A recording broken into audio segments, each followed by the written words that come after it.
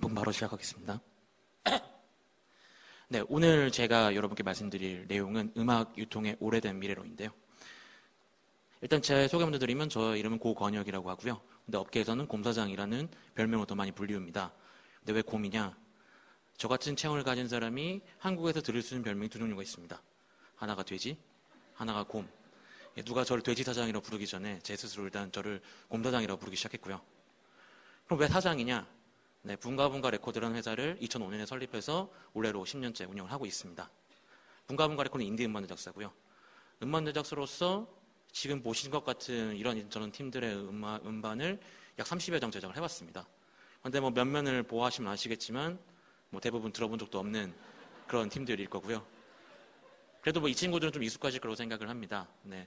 2008년부터 2013년까지 장기 얼굴대로 같이 일을 했고 그 친구들이 커리어의 초기 단계에서 같이 일을 해왔던 그런 회사입니다. 그러면 음반 제작사는 음반 제작사지 대체 꼭 인디란 말은 왜 붙느냐? 네, 인디 음악에서 나온 얘기인데요. 인디 음악은 뭐 이런 것과는 전혀 상관이 없고요. 인디펜던트라는 말에서 나온 얘기입니다. 이걸 한국말로 하면 독립이죠. 근데 저희가 뭐 음악을 하면서 이걸로 뭐 민족 항일 투쟁을 한 것도 아닌데 대체 뭘로부터 독립을 하느냐? 사실 음악을 하려고 하면 간섭을 하는 사람이 되게 많습니다. 어릴 때는 부모님이 음악해서 뭐 먹고 살려는 식으로 간섭을 하고, 그래서 실제로 이제 음악을 본격적으로 직업으로 삼으면 자본의 간섭이 있죠.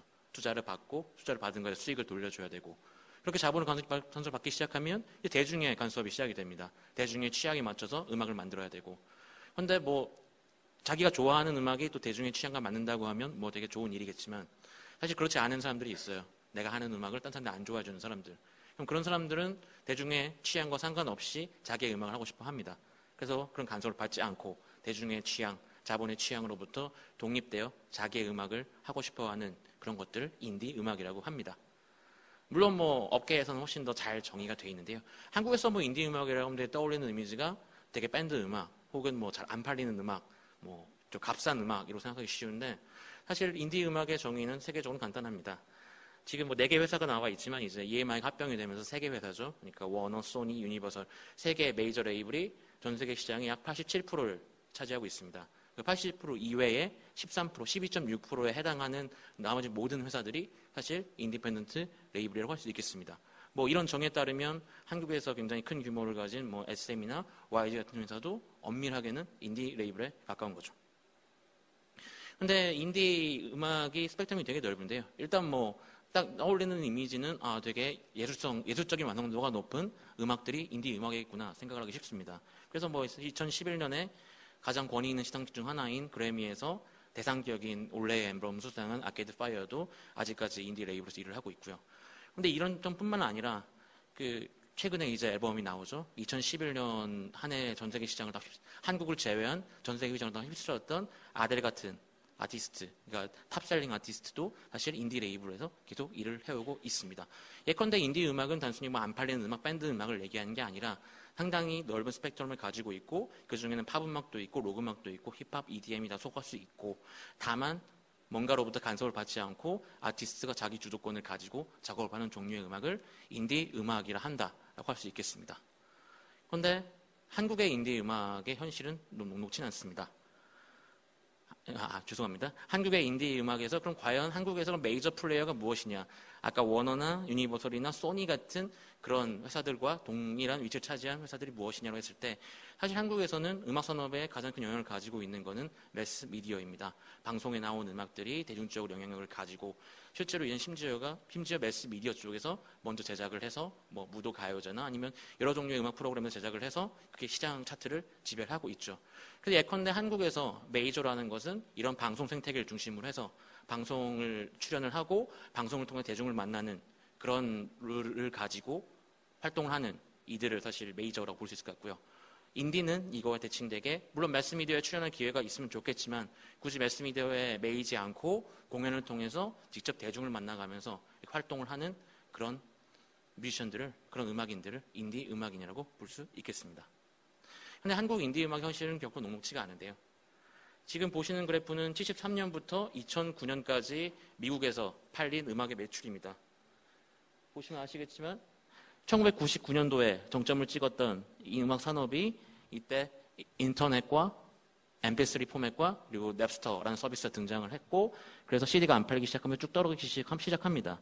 그리고 2004년, 3년, 4년 무렵에 애플이 아이튠즈 뮤직 스토어를 열었고 이제 MP3 파일을 합법적으로 다운로드 받는 시장이 열리면서 디지털 시장이 성장을 하지만 그 성장의 폭이 CD 시장의 낙폭에 비할 바가 안 됩니다. 그래서 사실 이 그래프의 제목은 The Death of Music Industry, 그러니까 음악 산업의 죽음이고요. 실제로 음악 산업은 그 석탄 산업이 19세기, 20세기에 맞이했던 운명처럼 사양 산업으로 접어들고 있는지 모르겠습니다. 그래서 사실 이런 산업에서 일을 한다는 게 되게 좌절스러운 일이죠. 그런데 하필 또 한국에서는 음악 가격이 똥값입니다. 그러니까 예, 이걸 600원으로 내고 다운로드 받아야 되는데 사실 그렇게 내고 받는 분들이 없죠. 되게 40곡, 100곡, 150곡 묶음 다운로드를 받고 혹은 정액된 스트리밍을 듣고 그래서 사실 한국에서 기본적으로 음악 하나가 거래되는 가격이 60원입니다. 근데 이 가격은 사실 해외 가격에 비해서 8%에서 15% 수준이에요. 그러니까 아이튠즈 뮤직 스토어에서는 대개 0.99달러, 그러니까 대략 1,200원 정도, 1,100원 정도 내고 다운로드 받는데 한국에서는 그거를 100원, 120원에 다운로드 받는 거죠. 이런 똥값으로 팔리는 데서 음악을 한다는 것은 되게 좌절스러운 일입니다. 하물며 거기서 인디움을 한다는 것은 이런 매스미디어와 대항해서 매스미디어에 물론 출연하고 싶지만 매스미디어에는 소녀시대가 나옵니다. 이것처럼 아이돌 특정한 발라드나 댄스 음악 중심으로 취향이 편중되어 있는 매스미디어에 나갈 수 없는 인디 음악은 한국에서 듣지 않습니다. 이건 한국 사람들이 즐겨 듣는 음악 장르들 조사를 한 건데요. 인디 음악이 여기 있습니다. 4.7% 수준. 그래도 뭐 많이 올랐죠. 0.3에서 4.7로 올랐으니까. 대략 5% 미만 정도가 한국에서 인디 음악이 가지고 있는 시장 점유율입니다. 망하고 있는 음악 산업에서 음악이 똥값으로 팔린 한국에서 30년 전에 인디 음악을 한다는 것은 거짓 꼴을 면하기가 쉽지 않은 그런 일입니다. 그래서 저희는 저희 회사의 모토를 처음 시작하면서 지속 가능한 딴따라지를 정했습니다. 그러니까 저희가 뭔가 처음부터 이렇게 열정을 불태워가지고 한방 터뜨려서 하는 게 아니라 가늘고 길게 가다가 뭔가 기회를 만나고 혹은 그 시간이 쌓여서 우리에게 뭔가 만들어낼 수 있다면 이것이 우리가 하려는 그런 음악이 아니겠느냐라고 생각을 했기 때문에 우리 회사의 가장 중요한 거는 지속 가능이다라고 두었습니다. 그러려면 제일 중요한 거는 일단 자기 음악을 온전하게 표현할 수 있는 가능성, 그러니까 하고 싶은 음악을 온전하게 하면서도 동시에 생계적인 필요를 충족시켜야 한다고 생각을 했습니다. 그러니까 첫 번째로는 흔히 뭐 사람들이 일을 하듯이 뭐 투잡을 가지고 그 직업과 음악 활동을 병행할 수 있게 하는 시스템을 만드는 것이고요. 두 번째는 최소한 이걸 돈을 못 번다 하더라도 돈이 들지 않는 그런 시스템을 만드는 게 중요하다고 생각을 했습니다. 일단 그래서 인정을 해야 될 거는 우리는 잘 팔리지 않을 거다라는 가정하에서 로우 리턴이라는 걸 인정을 하면 여기서 하이 리스크 부분을 어떻게 최소화시킬 수 있을 것인가. 그럼 로우 리턴이니까 우리는 로우 리스크로 가겠다. 그래서 어떻게 리스크를 컨트롤할 것인가가 저희에 있어서는 가장 중요한 문제였습니다. 그래서 저희는 자본을 투자하지 않고 어떻게 음악을 유통하고 있을 수 있을 것인가에 대해서 고민을 했고요. 그래서 저희가 갖고 있는 자원에 대해서 생각을 해봤습니다. 자취방이 있고요. 자취방에 들어가서 녹음을 할 수 있습니다. 지금 보시는 이 공간이 앞에 보이는 그 엔지니어의 방입니다. 뒤에 분홍색으로 되어 있는 건 저 친구의 담요고요.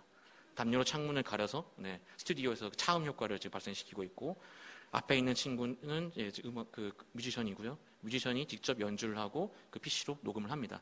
그런데 되게 웃어 보이는 그림이지만 나름대로 고려들이 있습니다. 예컨대 차음 작업을 했으면 단가가 뭐 100만 원에서 200만 원 정도 들었겠죠. 근데 저렇게 걸어 놓으면 정시로 공사한 거에 비해서는 효과는 안 나지만 그래도 비용 대비 더 효과를 거둘 수 있다는 측면이 있고요. 그리고 뮤지션은 자기가 로그음악을 하고 싶은 친구긴 하지만 이런 환경에서 녹음을 해야 되기 때문에 이런 환경에서 녹음이 가능한 어쿠스틱한 포맷으로 자기의 음악을 편곡을 합니다. 이처럼 저희가 가지고 있는 자원이 무엇인지에 대해서 따지고 그것을 어떻게 최대한 효율적으로 활용할 것인지라는 방법을 모색을 합니다. 그리고 이렇게 만든 음악을 이제 유통을 해야 되는데 제일 큰 문제는 지금은 더더욱 심하지만 저희가 처음 시작할 2005년 무렵만 해도 CD를 500장 이상 파는 인디 음악인들이 많지가 않았습니다. 그런데 되게 공장에 맡겨서 CD를 찍어내려면 1000장 정도 찍어야 되거든요. 그럼 되게 100에서 150 정도가 들어가고 그 재고에 대한 매몰 비용으로서 많은 비용이 들어가게 됩니다. 그래서 저희는 그럴 만한 돈이 없거든요. 그렇다면 우리가 할 수 있는 방법은 공장에 맡기지 않고 우리가 직접 CD 찍어내겠다. 그래서 노트북과 저희 갖고 있는 PC를 가지고 CD를 구워서 만들었습니다. 그래서 생산량을 수요에 맞춰 조절할 수 있는 걸 만든 거죠. 10장이 팔리면 10장만 만들고 그게 나가면 또 추가로 생산을 하고 이처럼 저희가 직접 생산하는 시스템을 만들어냈습니다. 왜냐하면 리스크를 최소화하기 위해서. 근데 물론 이런 방식이 아주 특이한 건 아닙니다. 대부분의 음악인들이 자기가 처음 데뷔를 할 때 자기 명함처럼 데모 음반을 돌리는데 그 데모 음반을 만드는 방식이 이렇거든요. 근데 저희는 데모 음반과 달리 저희의 이 작업이 상품이라고 생각을 했습니다. 그래서 나름 규격화된 포맷을 만들고 나름대로 사람들한테 어필할 수 있는 디자인을 만들고 그리하여 이걸로 만든 걷어들인 수익으로 다음 작업을 지속하는 것을 저희의 방법이라고 생각을 했습니다. 이것이 저희 나름의 독자적인 음반 포맷인 수공업 소형 음반입니다. 네. 논리적으로는 뭔가 말이 된다고 생각을 합니다. 하지만 실제로 2005년에 이 작업을 시작을 해서 2007년까지 3년 동안 굴려본 결과 장당 남는 돈이 500원밖에 안 남더라고요. 10장 팔면 5,000원이 남는다는 얘기입니다. 아무리 그래도 이것을 가지고 뭔가 음악 활동을 지속해 나가는 데는 별로 그렇게 도움이 안 된다는 사실을 깨닫게 되었습니다. 거짓골을 면하지가 못하게 된 거죠. 그래서 지속 가능한가라고 물었을 때 사실 개뿔이라는 생각이 들었습니다. 이게 돈이 없이는 음악 활동을 지속할 수가 없는 거구나. 그래서 이제 2008년 무렵, 제가 4년 차로 들어갈 무렵에 이제 이 사업을 포기하기로 하고 그 무렵 마지막 작업으로 막 군대를 제대했던 장기하라는 친구의 음반을 제작을 합니다. 싸구려 커피라는 노래를 타이틀로 3곡이 수록된 그런 음반이었고요. 저희가 내놨던 음반 중에 8번째 수공업 음반이었습니다. 이렇게 녹음이 되었고 직접 이렇게 찍어서 판매를 했습니다. 그런데 이 친구가 특이하게도 저희가 처음에 예상한 판매량은 500장이었어요. 그런데 이 친구가 나름 가지고 있던 전략은 음반은 음반인데 자기가 공연을 통해서 뭔가 뭘 보여주겠다. 그래서 댄서를 영입을 해서 밴드로서는 되게 드물게 댄서의 퍼포먼스에 가미된 그런 형태의 라이브 포맷을 개발을 했고 이것이 당시 페스티벌 무대에서 각광을 받기 시작합니다.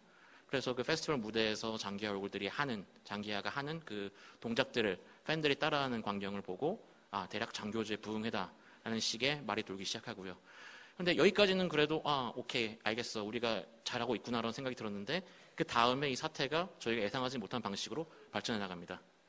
DC 인사이드로 끌려 들어가서 거기서 합성 필수 요소로 활용되기 시작합니다. 많은 형태의 패러디들이 이루어지기 시작했고요. 그런데 이런 패러디들이 이루어져서 대세로 떠오르니까 그 다음에 갑자기 이제 포탈에서 급상승 검색으로 뛰어오르고 포탈에서 이제 장기하고들 관련 컨텐츠를 전면으로 내세우기 시작합니다. 그리고 이제 당시 그 이하나의 페퍼민트, 그러니까 지금은 유엘의 스케치북인 그 공중파 3사의 음악방송 프로그램인 KBS2에 그 이하나의 페퍼민트에 출연하게 됐고 그 이후로 대중적인 인지도를 급격하게 얻게 됩니다. 그리고 이듬해 2009년 첫 번째 정규 음반인 별일 없이 산다를 발매했고요. 이게 당시 저희 매출 그래프입니다.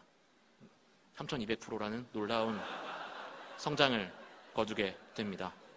네, 감격스러운 일이 아닐 수가 없죠.